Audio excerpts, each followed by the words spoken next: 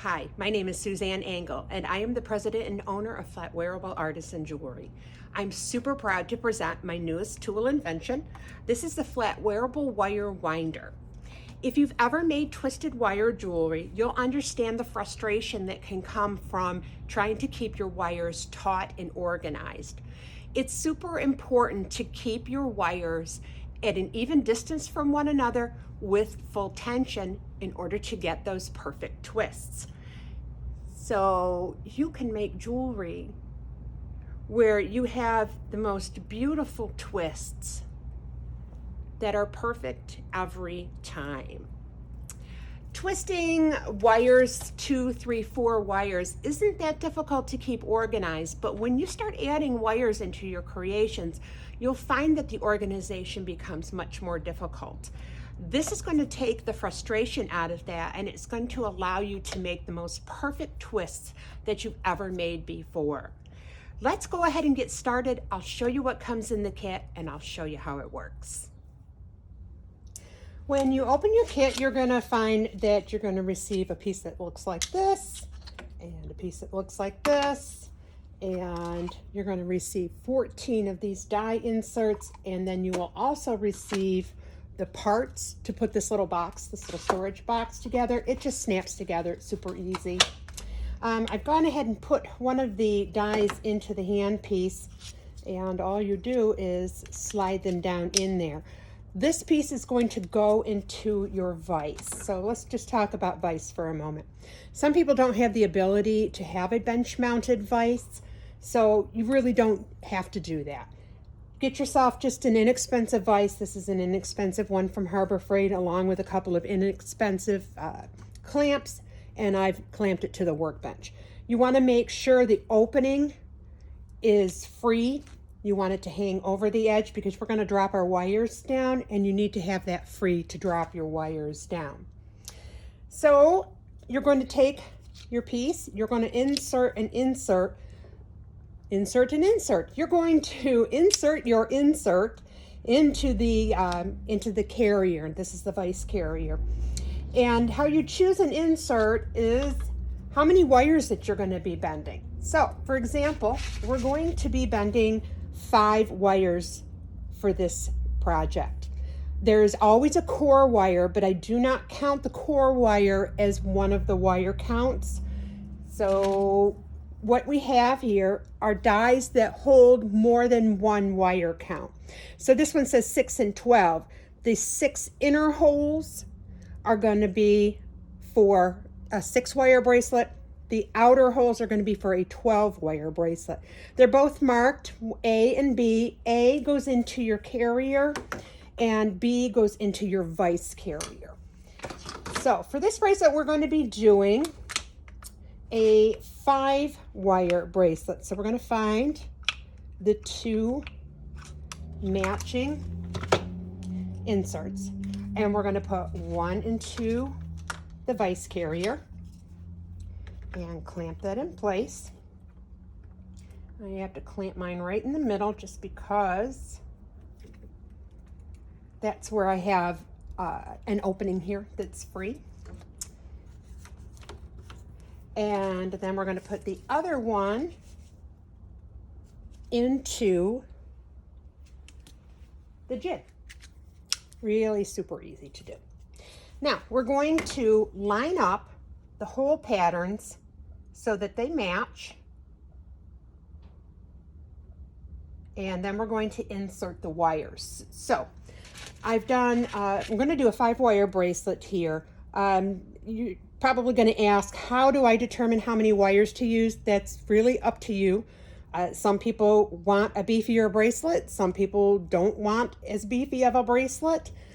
It's really just up to you how many wires you want to use in your bracelet. You're always going to need a core. So what we're going to do is I'm going to take a pair of pliers and I'm going to bend that over at 90 degrees and drop it down the center.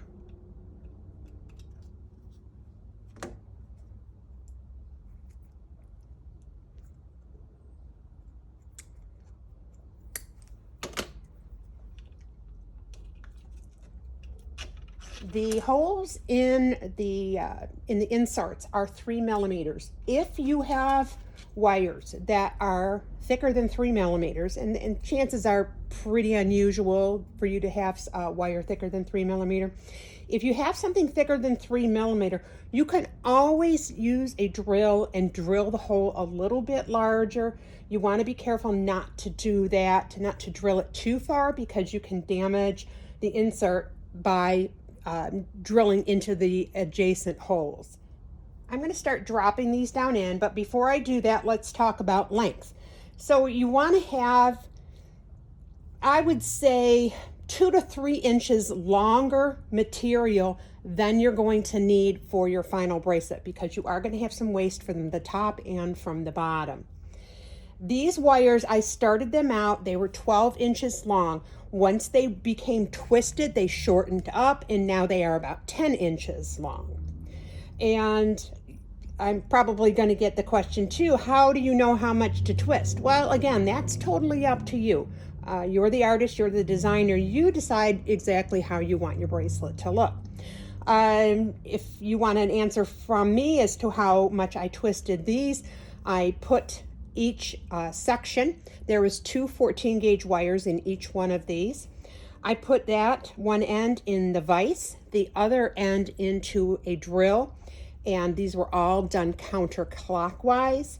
And I pulled and twisted, turned the drill on, twisted until it broke out from the drill. So I twisted it to the point where it broke. That's how far I twisted mine. Okay, depends on what you want to do. Okay, so each one of these need to bend 90 degrees so it doesn't drop down through. I have to cut these tips off just because it's too wide to fit into the hole. Start by putting your core wire in first, and the reason I say that is because I tend to want to forget the core wire. So if you do it first every time, you won't forget. You just cut all these tips off.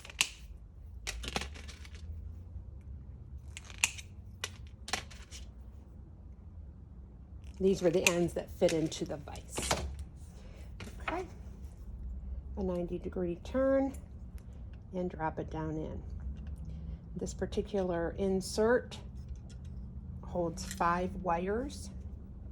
What's really awesome about the jig is the wire spacing is absolutely perfect, no matter how many wires you choose. There are inserts for 2 wires up to 16 wires, both even and odd.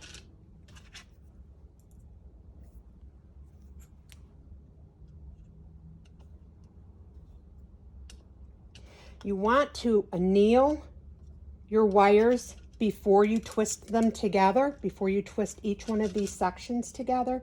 And you don't have to do it the way I've got it done here. You can use straight wires, you can use patterned wires, you can do anything you choose. I just chose to do it this way for this bracelet. I've made a lot of bracelets, and every one of them is a little bit different. This one has twists and straight wires.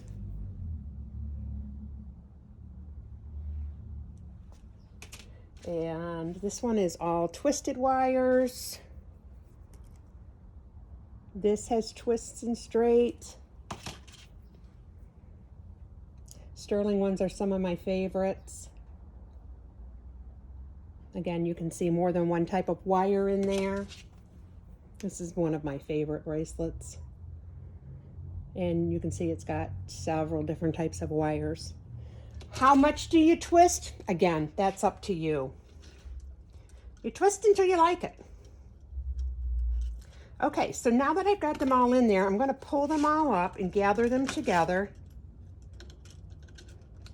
Find it easier to grab them with a pair of pliers here. I'm trying to do this without putting my arms in the way of the camera. Oops, should have grabbed that middle one before I grabbed the outer ones. because then I can't get in there to get the middle one. Okay, grab all your wires together. All right, I'm gonna wrap that underneath the bends. This is Gorilla Tape. Pretty much it's the same thing as duct tape.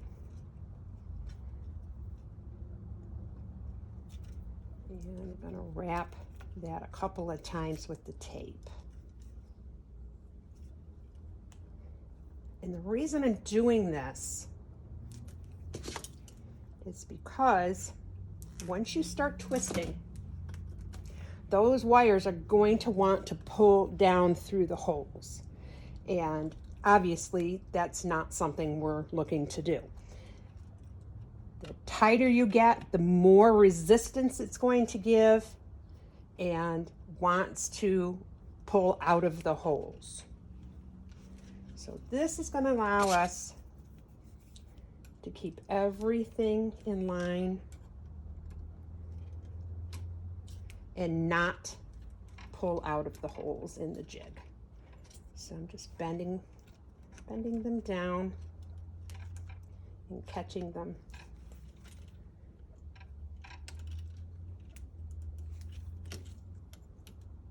Probably just need a big plier. There.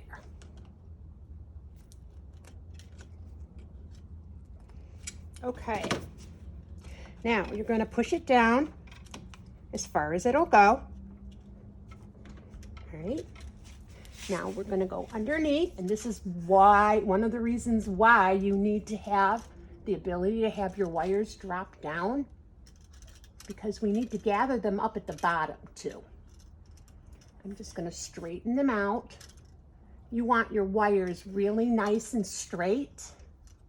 If the wires aren't straight, then the twist isn't going to be even. It's also very, very important to anneal before you twist each one of these wires, and anneal before you put everything into the jig. Okay, same thing. We're going to gather up the wires.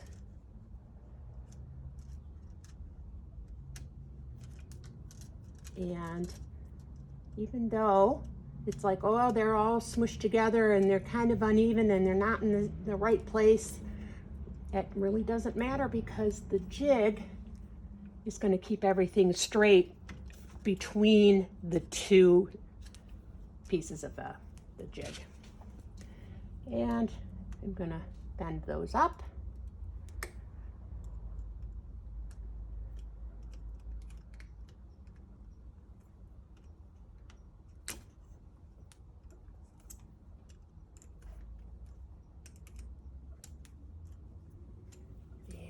Squeeze them tight. You're going to have some loss of wire for your bracelet, so it's better to err on the side of caution with how much length you have for your wires. Okay, so get all that done, and you're going to pull up. Just support the piece down in here so it doesn't want to pop out of you in case you didn't get your vise tight enough. And that's going to pull everything nice and straight. And it's going to create even tension with all the wires. My wires are big,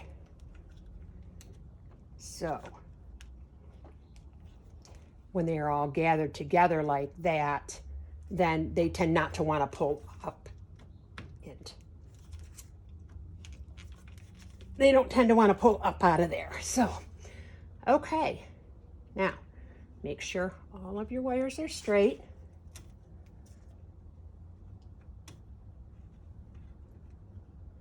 You don't want, you don't want little kinks or little bends in them. And one of the other reasons for doing the tape is it's going to allow you to have even tension on all of the wires at the same time. Because if you have slack in a wire, it's not going to twist as even as some of the other wires. Okay, so all lined up. So you're going to lift up. You want tension on those wires at all time. You're going to lift up and you're going to start to twist. If you see any of your wires are not twisting properly, stop, straighten it out, and continue to turn. Always pull up at the same time you are turning, and just go slow, because you want to make sure all your wires are nice and even. And once you twist it too far, you cannot make any adjustments. You'll have to back up, and then it'll never look the same again.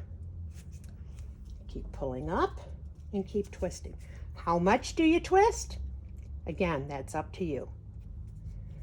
Now these wires, each of these individual ones, which started out as 2 wires, these were twisted in a counterclockwise fashion. The bracelet is twisted in a clockwise fashion. Makes for a very pleasing looking bracelet. I'm just going to keep going until I get it where I like it. If you find a wire has like a little gap, you know, all you got to do is just kind of pinch it and poke it,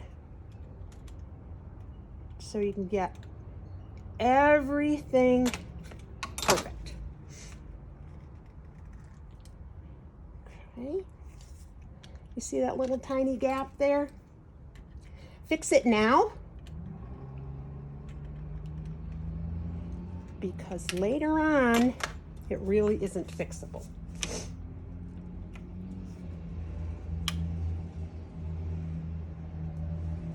And just twist until you like it. Let me tell you one thing about annealing. When you go to anneal, I'm just going to use a flat spot in here in my plier to pinch that down a little bit. When you go to anneal your wires, it is best not to bend them. I bend them frequently because they won't fit in my crock pot without being bent. But what ends up happening when you go to straighten the wire out, where it was bent and now you've straightened, you've work hardened that area there. And that interferes with a pleasing twist. So you want to do everything in your power to not bend the wires. You want the wires to be straight at all times. Again, if you bend them, anywhere you manipulate that wire, you're going to work harden it, and it's going to have a harder spot than a different area that you didn't manipulate. Okay? I'm trying to tell you things that have worked and not worked for me. Okay. Now, if things aren't absolutely perfect, if your twists aren't absolutely perfect, don't flip out, because we're going to anneal this and then we're going to tap it on a swage block with a rubber or plastic mallet, and that's going to pull everything in all really nice and tight. Okay. So I think I like it kind of like right where it's at, right? Oh, you're going to find that it becomes much stiffer at this point. All right, now I'm going to cut the wires loose. And I'm going to go up underneath.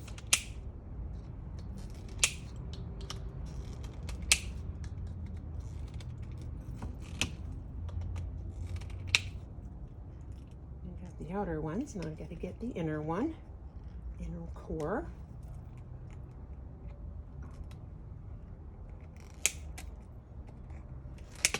Okay, then pull it out of the jig. Just be gentle. Now we're going to do the same thing at the top. I'm just going to pull these up so they're out of my way and see what I'm doing a little bit better and get the cutter in there better.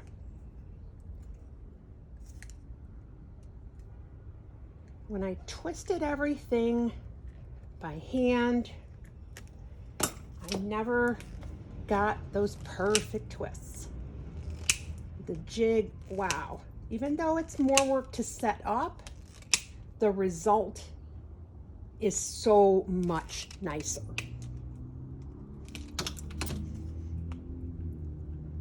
And pull it out. Okay, so this is what we have at this point.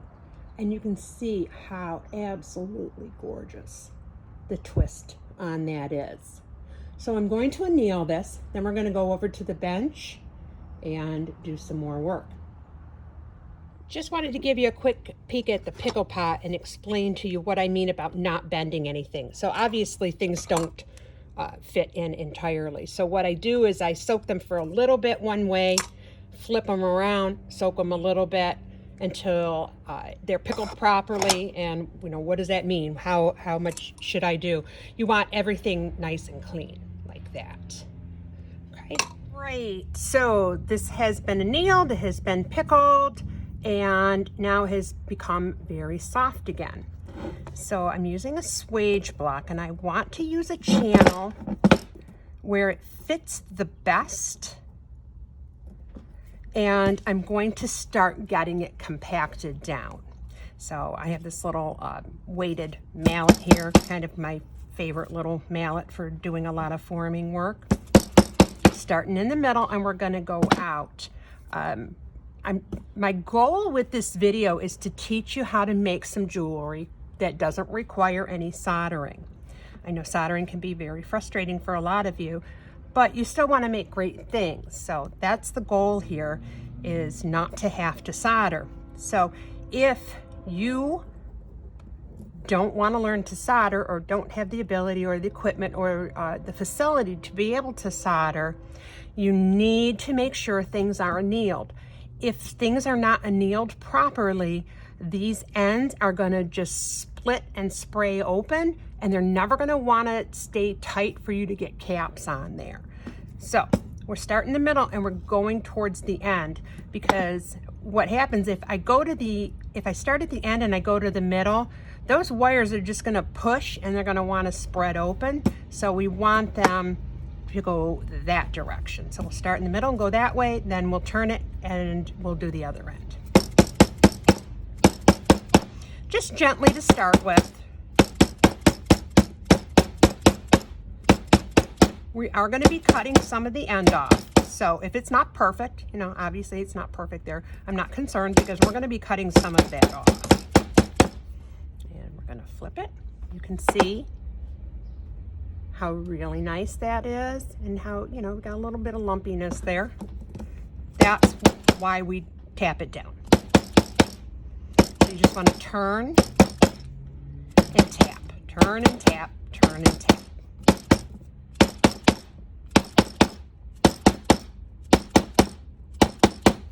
Okay. Now it's small enough now to go into this channel. How much do you do? Again, that's up to you. How tight you want it. Let's say for a moment that it became so work hardened while it was in the jig that you didn't get it twisted as much as you would like. Once it's been annealed and you get those ends compressed down, you can always stick it in the vise, put one end in the vise, put other end in, chuck it in the drill, and then turn it with the drill, and you can get it a little bit tighter that way. I'm happy with the amount of twist I have on this, so I'm not going to do that. If at any point these things start springing open, they've gotten too work hardened, you need to anneal again before you do any more tapping.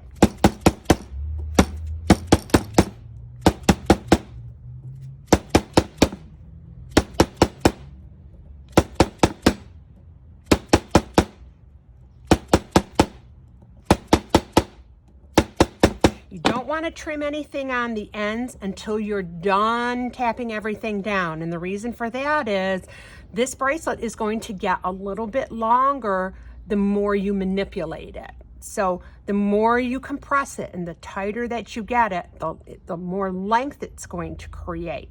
So you don't want to determine your length until you're done getting the compression of the bracelet itself.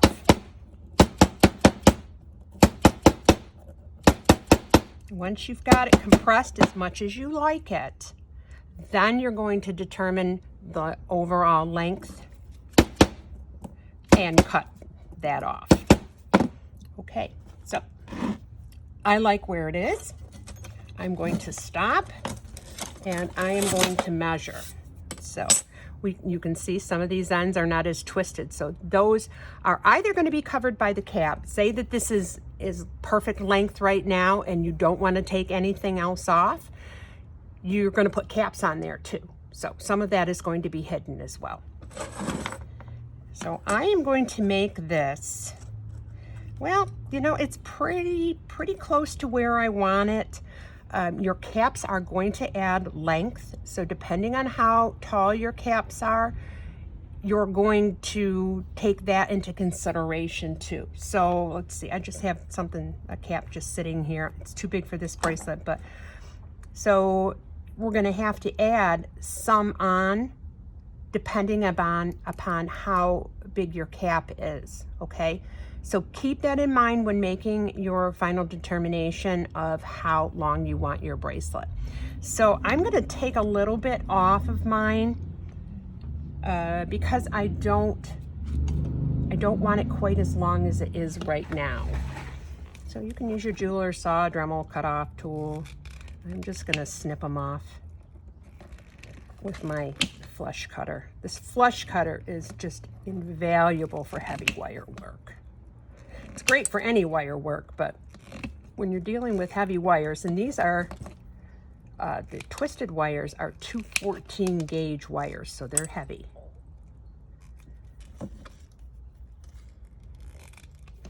Now, obviously you can see the ends are spreading open. Just tap them back down. If they do not stay down, anneal again, okay? You're really not gonna anneal too much. All right. I think that's good where it is right now. I think I'm gonna leave it just there. So now we're gonna do caps. And I have developed a great way to do caps where you don't have to do any soldering. And I know how much everybody loves to solder. So we are going to use tubing. So copper tubing from your hardware store comes in several different sizes. Here's a small one. If you're making a small bracelet and you need a small cap, this is a choice here.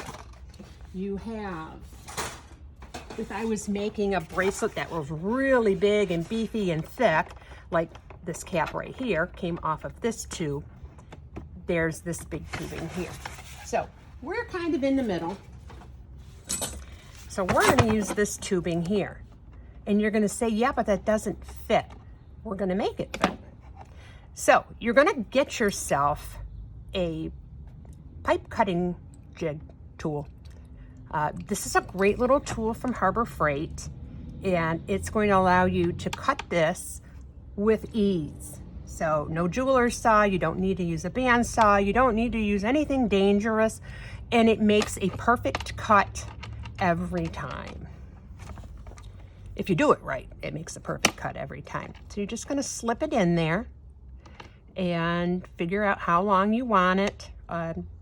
Some people are, you know, great with measuring. You know, I tend not to measure things.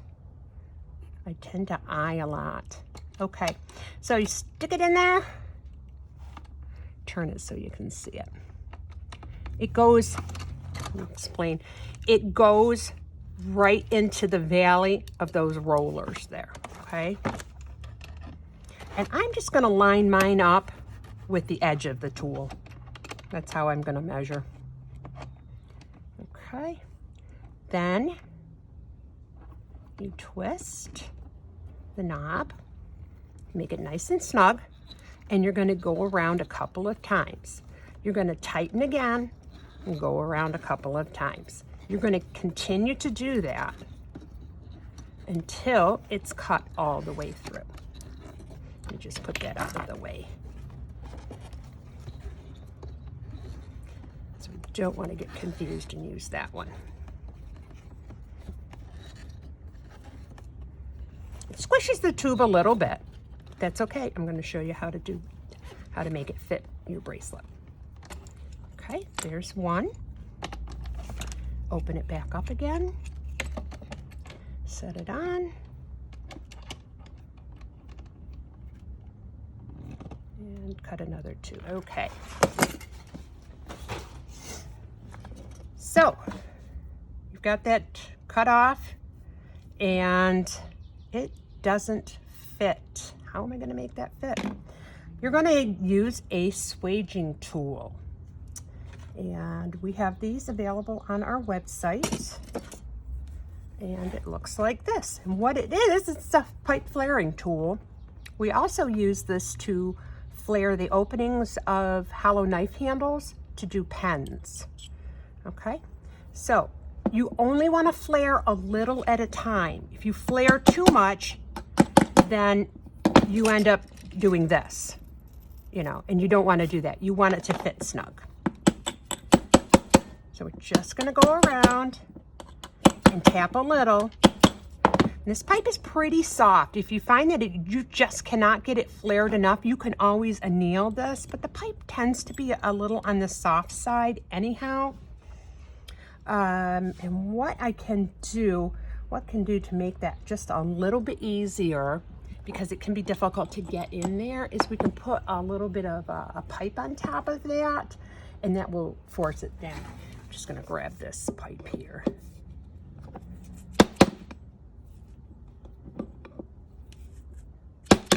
You can make yourself one out of a piece of that tubing if you would like. So you can have something that's like dedicated. I didn't prepare anything, so this is what I have available right now. Just kind of hold it on the edge there. Oops.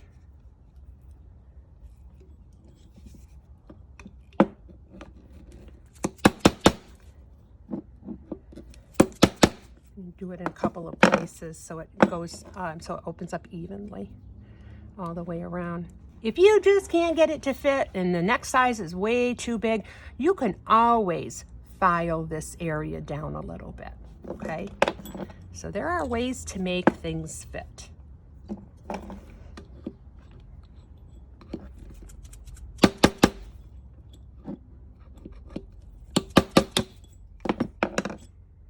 You can actually start to see how it flares here at the end. This is pipe flaring tools for doing compression fittings when installing copper pipe. Hardware store is such a great place to get ideas for jewelry. Sometimes they must think I'm kind of crazy when I go into some of these places, because I'll just wander around looking at different things, and I'm just fascinated by all of the tools and the bits and parts and all that good stuff. Okay, that's nice and snug, and I like the way that fits. Beautiful. Okay, you want to have space inside there, because we're going to make a cap out of a bolt. Now, this bolt is too big, okay? It's not that necessarily that you couldn't use it, but you're going to have to adjust this so much that it's better just to get the proper size bolt for the proper size tube. So for a different bracelet I'm making, and this is going to be the cap for a different bracelet. So what you have to do is you take that tubing you've got while you're at the hardware store buying your tubing. You want to go and find and purchase bolts that are going to be just a little bit bigger in diameter than the tubing itself. Okay, because we're going to file all of that down file and sand all of that down, grind it down. So you can't tell that that's going to be a bolt anymore. So I'm going to get one, drop that down in there until the top of the bolt, the hex head, is flush against that.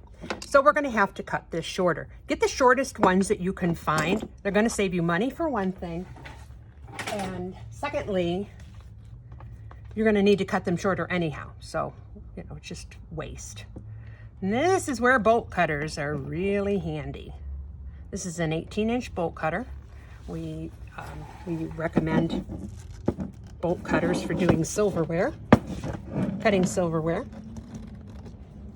I'm sorry, I'm going to do this off camera because I got to do it on the floor.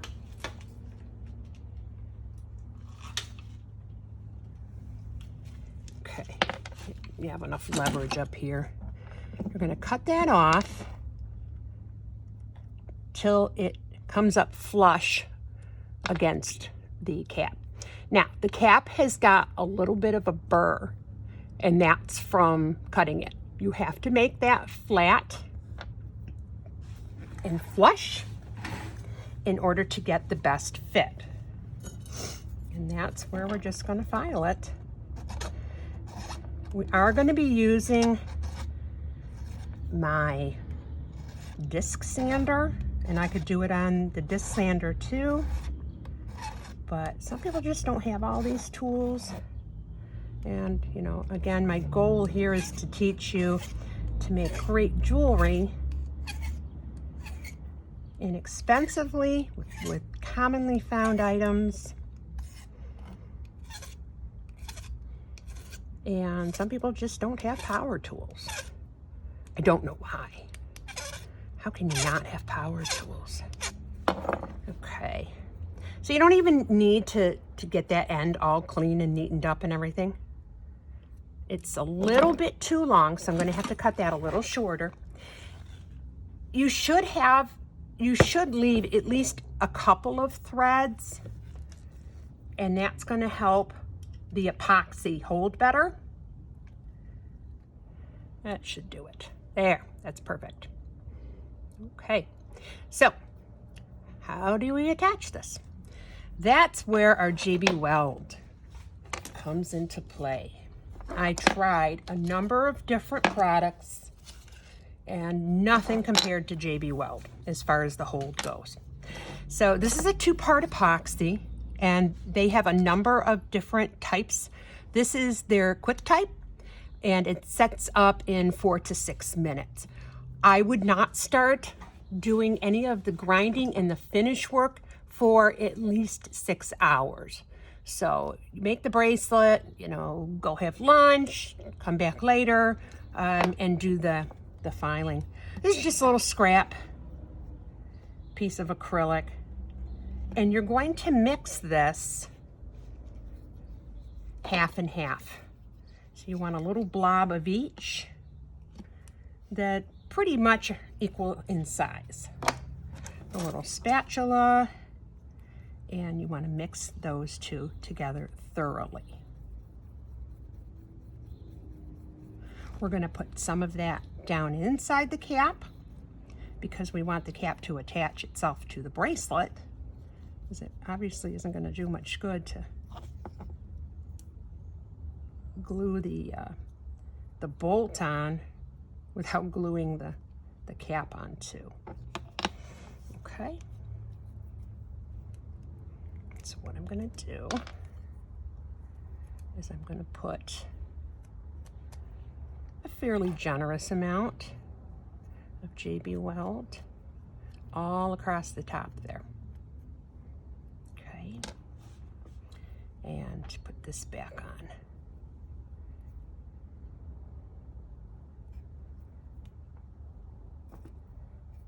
And wipe up any excess.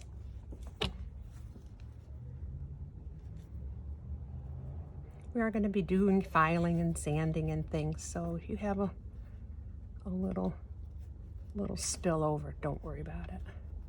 Just clean it up best you can. Or don't be messy like me. Okay, nice and tight there. And the next thing we're going to do is we're going to put the bolt in.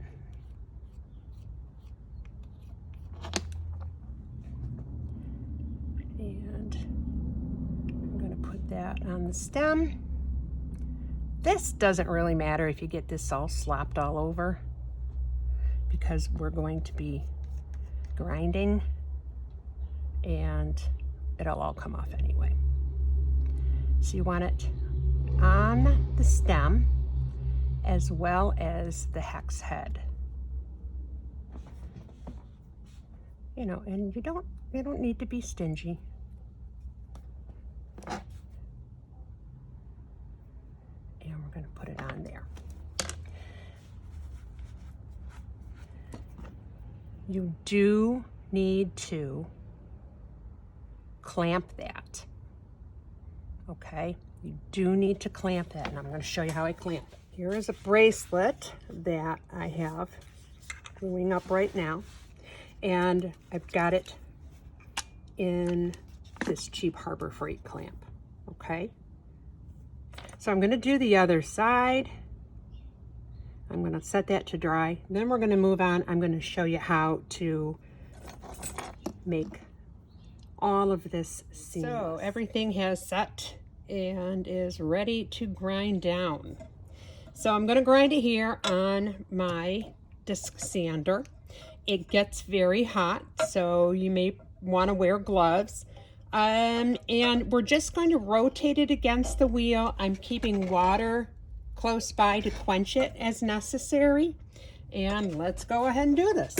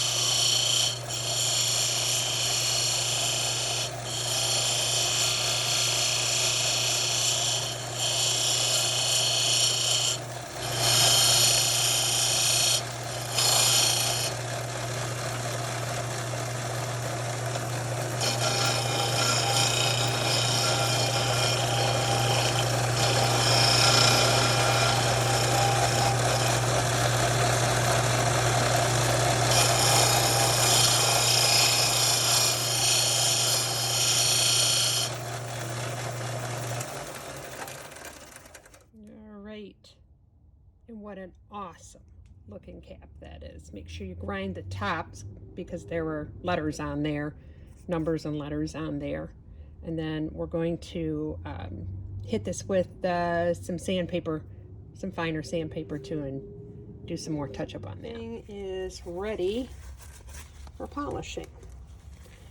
So we're going to start out with using black compound on the hard bucking wheel.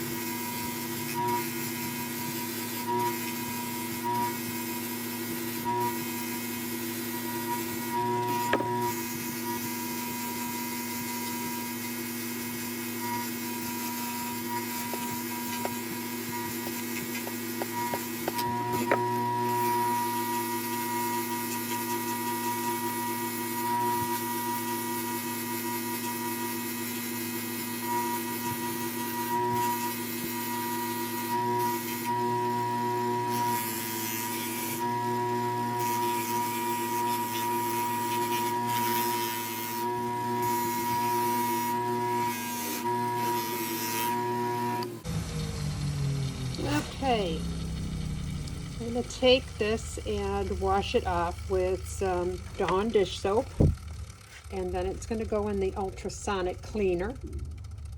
Then we're going to bring it back here to the buffing wheel and do red compound. Okay, the bracelet was cleaned up and I put it in liver of sulfur to get it darkened up. Now we're going to do the final polishing.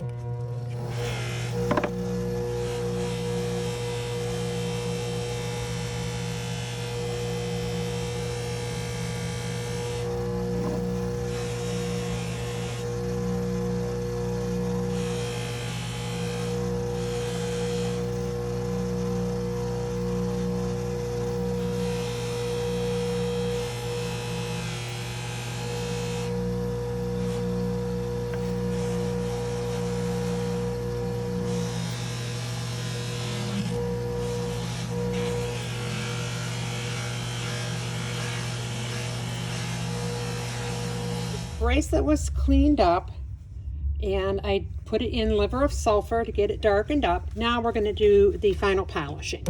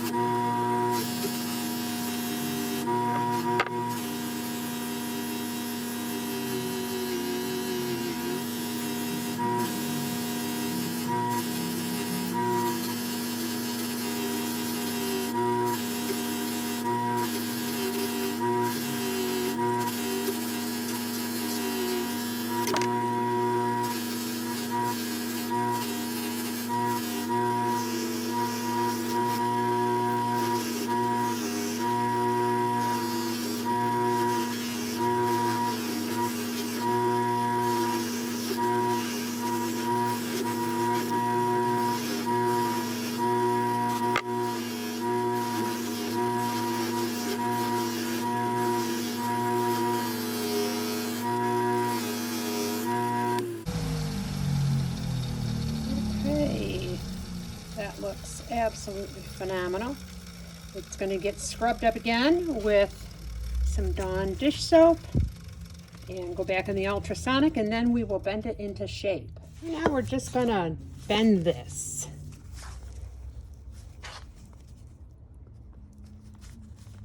This is going to make a bracelet that's about 7.5 inches and will fit a large size wrist.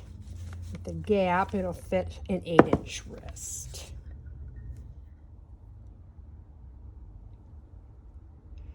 All right, so there you have it. Absolutely gorgeous. If you have any questions, I'd be happy to answer them. Just post them below. If you like the work that we produce, please like and subscribe.